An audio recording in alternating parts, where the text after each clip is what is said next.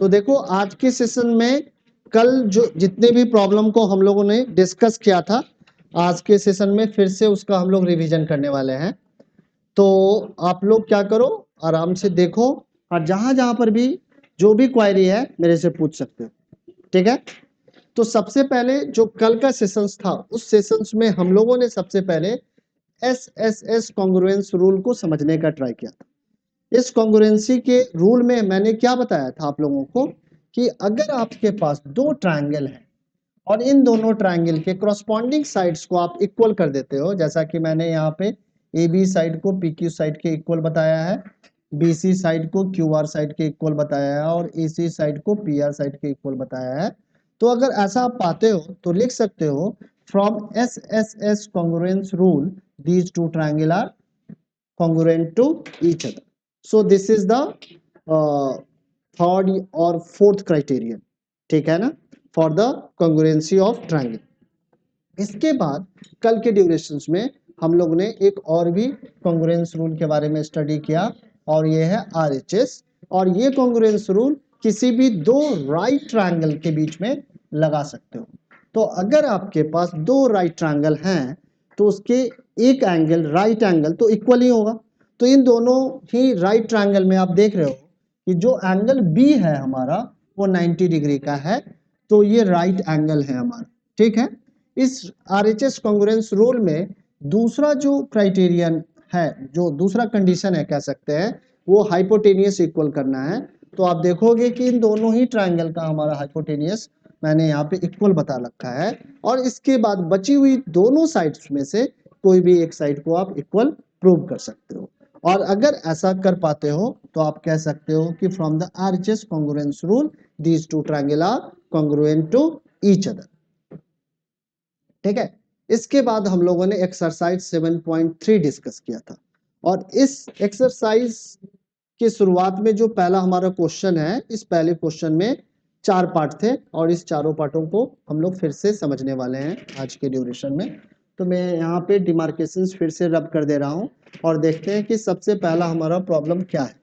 तो सबसे पहले प्रॉब्लम में हमें क्या करना था कि ABD ट्रायंगल को ACD ट्रायंगल के कॉन्ग्रुएंट प्रूव करना था, ठीक है। अब देखोगे कि ABD ट्रायंगल हमारा कहाँ पे है, तो ABD ट्रायंगल हमारा यहाँ पे, ये हमारा ABD ट्रायंगल है और दूसरा जो ACD ट्रायंगल है वो आपका यहाँ पे। तो सारे बच्चों को ABD ट्रायंगल और ACD ट्रायंगल दिख रहा होगा, ठीक है। अब इन दोनों ही ट्रायंगल में क्या क्या प्रॉपर्टीज हमें दे रखा है, एक बार हम लोग क्वेश्चन को पढ़ेंगे तो समझ में आ जाएगा। तो इस क्वेश्चन में कह रहा है कि ABC and triangle DBC are two isosceles triangle। So ABC triangle और एक हमारा ट्रायंगल है DBC, ये दोनों ही आइसोसेलेस ट्रायंगल है। और यहाँ पे आप देख रहे हो कि जो ABC ट्रायंगल है उसकी AB वाली साइड इसके AC वाली साइड के इक्वल है और DBC ट्रायंगल में इसकी BD वाली साइड इसके CD वाले साइड के इक्वल है, ठीक है। और इसके बाद कह रहा है कि the same base BC, the vertices A and D are on the same side of BC if AD is extended to intersect BC at P so that this, ठीक है ना। सो इन दोनों ट्रायंगल को आप जब कंपेयर करोगे ABD और ACD को, तो ABD ट्रायंगल का जो AB वाला साइड होगा वो AC वाले साइड के इक्वल है और ये इंफॉर्मेशन आपका क्वेश्चन में ही गिवन है। और दूसरा जो हमारा साइड BD है वो CD के इक्वल है और ये भी क्वेश्चन में ही दे रखा है, since ABC and DBC are two isosceles triangle. AD is common side, AD हमारा क्या है, कॉमन साइड है। और यहाँ पे हम लोग SSS कॉन्ग्रुएंस रूल से कह सकते हैं कि ABD triangle is congruent to triangle ACD। तो मुझे लग रहा है कि आप लोगों को फर्स्ट क्वेश्चन समझ में आ गया होगा, ठीक है। अब दूसरे क्वेश्चन को समझने का ट्राई करते हैं। तो दूसरे क्वेश्चन में हमें क्या करना है, ट्रायंगल क्या लेना है। तो अब हम लोग ट्रायंगल लेने वाले हैं ABP। तो इसको मैं रब कर दे रहा हूं और ABP ट्रायंगल को यहाँ पे फिर से मार्क करता हूं। तो हमारा ABP ट्रायंगल कहाँ पे है, तो ये हो गया ABP ट्रायंगल हमारा, ये ABP ट्रायंगल है और ACP ट्रायंगल हमारा यहाँ पे है। तो इन दोनों ट्रायंगल को हमें कॉन्ग्रुएंट प्रूव करना है। थोड़ा सा आगे बढ़ते हुए हम लोग यहाँ चले आते हैं और इन दोनों ट्रायंगल को आप जब कॉन्ग्रुएंट करना चाहेंगे तो आप यहाँ पे लिख सकते हो कि जो BD है ये CD के इक्वल है। BD कहाँ पे है? तो BD वाली साइड आपकी यहाँ पे है और CD वाली साइड यहाँ पे है, ठीक है ना। तो BD CD के इक्वल क्यों है?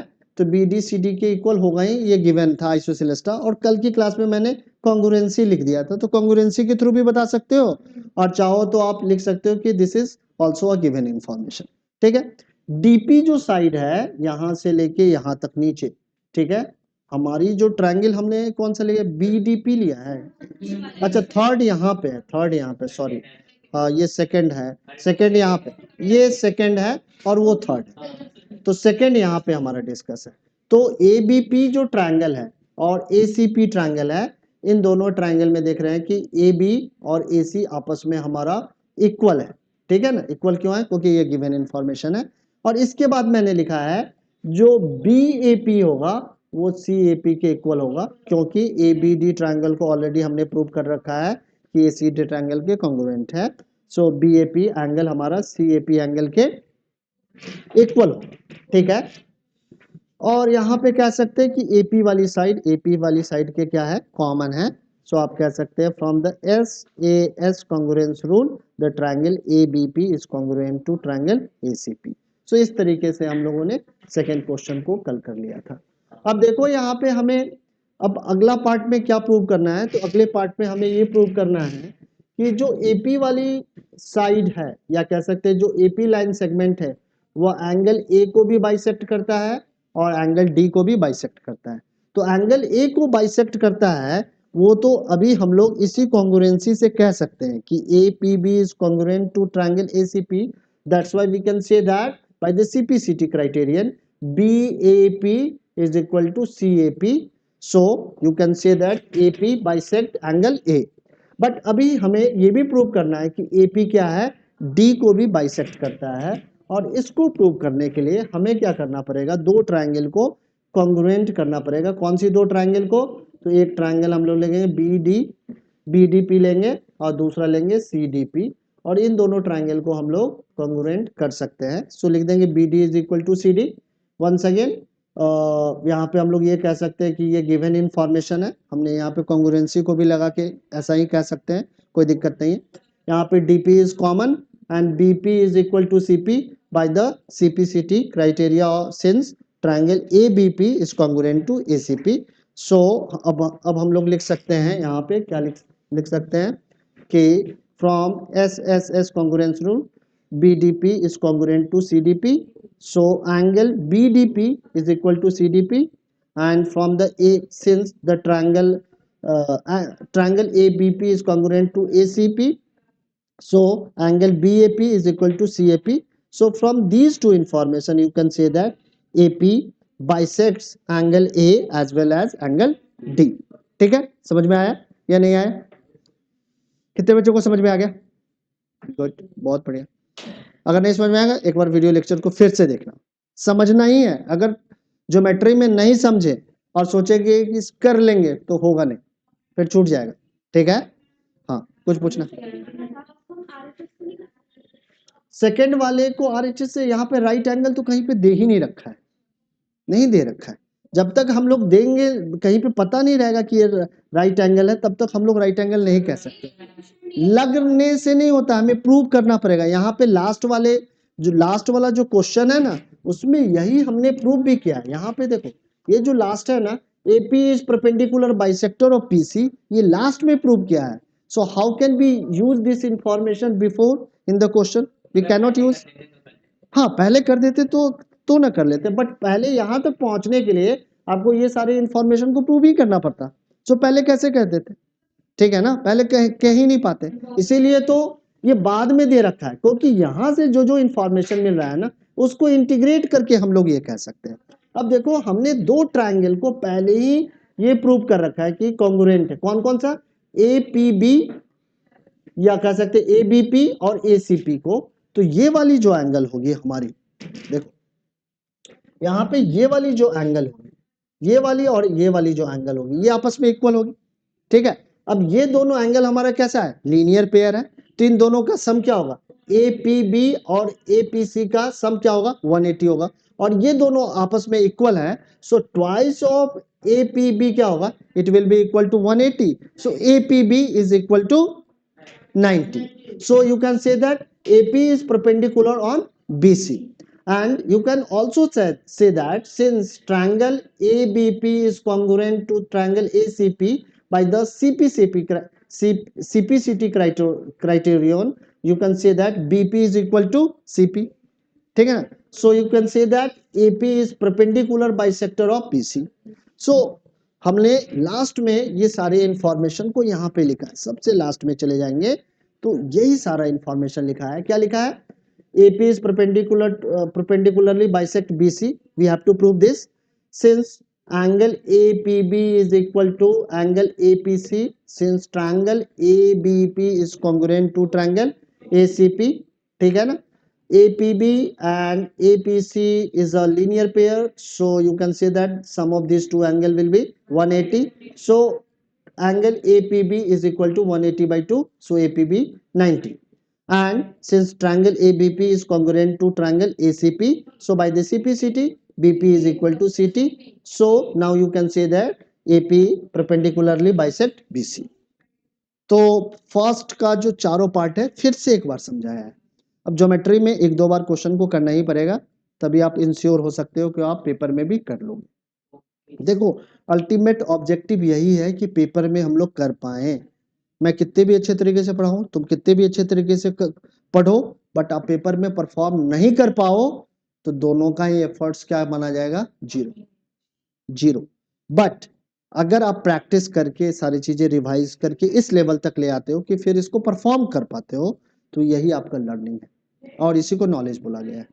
नॉलेज इसका ये नहीं कहलाता कि आपको मैंने बताया आपको समझ में आ गया, इट इज नॉट नॉलेज। ठीक है, नॉलेज क्या है कि फिर से आपने उसको परफॉर्म करके दिखा भी दिया कि ये देखो मैंने सीख लिया है, तो ये आपका अब लर्निंग के डोमेन में आ गया, ये आपका लर्निंग है। ठीक है ना, तो लर्निंग का मतलब क्या है, एक बार सर से सीखना। हाँ हिमेश को भेज दे, हिमेश मम्मा आई है मिल लो। ठीक है, सो बेसिकली लर्निंग का मतलब ये है कि चीजों को सुनना समझना और एक बार रिवाइज करके ये इंश्योर करना कि मैं एग्जामिनेशन में कर सकूं। ठीक है, अगर ये इंश्योर नहीं कर पा रहे हो तो प्रैक्टिस करके ठीक करना पड़ेगा। ठीक है, आगे बढ़ते हैं, अगले क्वेश्चन को डिस्कस करते हैं। अगला क्वेश्चन हमारा सेकेंड क्वेश्चन है, और सेकेंड क्वेश्चन में गिवन इंफॉर्मेशन क्या है, तो कह रहा है AD is an altitude of N isosceles triangle ABC in which AB is equal to AC so that AD bisect BC. so given information है ABC क्या है, yes, नहीं क्लास तो अभी है 10 मिनट की है मैम।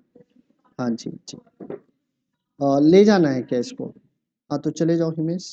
ठीक है, हाँ नहीं, या वीडियो लेक्चर जो रिकॉर्डेड रहेगा आज का वो देख ले। ठीक है, आप जा सकते हो। ठीक है, सो देखो इस वाले क्वेश्चन में क्या करना है, AD is an altitude of N isosceles triangle.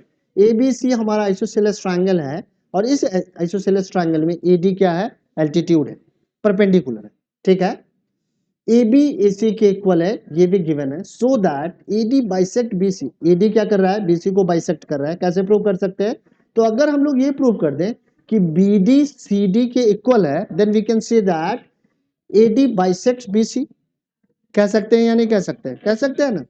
तो हमने दो ट्रायंगल ले लिया, एक ट्रायंगल ले लिया ADB और दूसरा ट्रायंगल हमने क्या ले लिया, ADC। ठीक है, ले सकते हैं। इन दोनों ट्रायंगल में जो हमारा ADB है और ADC है, ये दोनों ही 90 डिग्री है। क्योंकि क्यों ऐसा है, क्योंकि AD क्या है, BC पे परपेंडिकुलर है, या कह सकते हैं कि AD एल्टीट्यूड है। AB is equal to AC, this is also a given information, and AD is common side in these two triangles. So from RHS congruence rule you can say that ADB congruent to triangle ADC. Since these two triangles are congruent, so by the CPCT you can say that BD is equal to CD, so AD bisect BC. ठीक है, दूसरा information क्या कर रहा है, AD bisect angle A also, ये भी prove करना है। तो since triangle ADB is congruent to triangle ADC, so by the CPCT you can say that BAD angle is equal to CAD, so AD bisects angle A।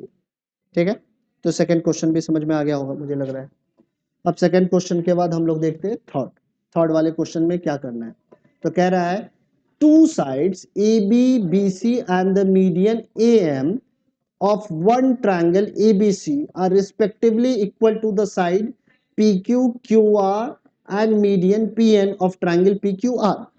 ठीक है, so that triangle ABM is congruent to triangle PQN and triangle ABC is congruent to PQR। अब given information को जरा समझने का try करते हैं। given information क्या है, एक ट्रायंगल हमारा ABC है, उसकी एक साइड AB इस PQR ट्रायंगल के PQ साइड के इक्वल है। दूसरी जो साइड BC है, ABC ट्रायंगल की एक साइड AB इस PQR ट्रायंगल के PQ साइड के इक्वल है। जहां पे हमने एक सर्किल लगाया, अब देखो एक दो सर्किल लगा देते हैं। अब देखो जो BC साइड है वो QR साइड के भी इक्वल है, ये गिवन है। साथ में ये बता रहा है कि ये जो मीडियन है, यहाँ पे तीन सर्किल बना देता हूं, ये मीडियन भी इसके मीडियन के क्या है, इक्वल है। ठीक है, ये गिवन इंफॉर्मेशन है। हमें क्या प्रूव करना है, जो ABM ट्रायंगल होगा ये PQN ट्रायंगल के कॉन्ग्रुएंट होगा, ये प्रूव करना है। ठीक है, बहुत इजी है। तो AB is equal to PQ, this is given information। AM is equal to PN is also given information। BC is equal to QR is also given information। Since BC is equal to QR, so half of the BC is also equal to the half of the QR। Okay, if one roti is equal to one roti, then half of the roti will be also equal to the half of the roti। half किया, ये BC नहीं है तो इसका half कर दिया, तो half, ये BC अगर QR के इक्वल है तो हाफ ऑफ द BC भी हाफ ऑफ द QR के इक्वल है। सो हाफ ऑफ द BC क्या है, it is BM। Since AM is the median of BC, ठीक है ना, ABC ट्रायंगल का ये मीडियन है, so it will divide the side BC। So half of the BC is BM, so BM is equal to QN। ठीक है, so now from the SSS congruence rule, triangle ABM is congruent to triangle PQN। ठीक है, हो गया। ठीक है, अब चलते हैं, हम लोग आगे बढ़ते हैं। अब सेकंड क्या करना है, हमें ट्रायंगल ABC को कॉन्ग्रुएंट करना है ट्रायंगल PQR के। तो इन दोनों ट्रायंगल को कंपेयर करेंगे तो हम लोग पाएंगे कि AB is equal to PQ, this is given information. अब यहाँ पे angle B is equal to angle Q, क्यों, since triangle ABM is congruent to triangle PQN, so by the CPCT you can say that angle B is equal to angle Q, so that's why I am written here angle B is equal to the angle Q। ठीक है, अब क्या है, BC is equal to QR, BC क्या है, QR के equal है। ठीक है, सो यहाँ पे SAS कॉन्ग्रुएंस रूल से कह सकते हो ABC triangle is congruent to triangle PQR। ठीक है, समझ में आया। अब आगे बढ़ जाते हैं और अगला क्वेश्चन क्या है ये देखते हैं। अब अगला क्वेश्चन हमारा फोर्थ है, जो आज के ड्यूरेशंस में हमने डिस्कस किया है, फिर से एक बार डिस्कस कर रहे हैं। इसमें दे रखा है BF BE and CF are two equal altitudes. So एक ट्रायंगल ABC है, इसमें दो एल्टीट्यूड्स हैं, एक है BE और दूसरा है CF, ये दोनों आपस में इक्वल हैं। ठीक है, using RHS congruence rule prove that triangle ABC is an isosceles triangle. ठीक है, तो हमने क्या लिया, एक ट्रायंगल BFC ले लिया, दूसरा ट्रायंगल CEB लिया। इन दोनों ट्रायंगल में BFC एंगल जो है और जो CEB एंगल है 90 डिग्री है, तो ये R हो गया, राइट एंगल हो गया। जो CF है वो BF के इक्वल है, जो CF है वो BE के इक्वल है। इसको थोड़ा सा ठीक कर लेते हैं।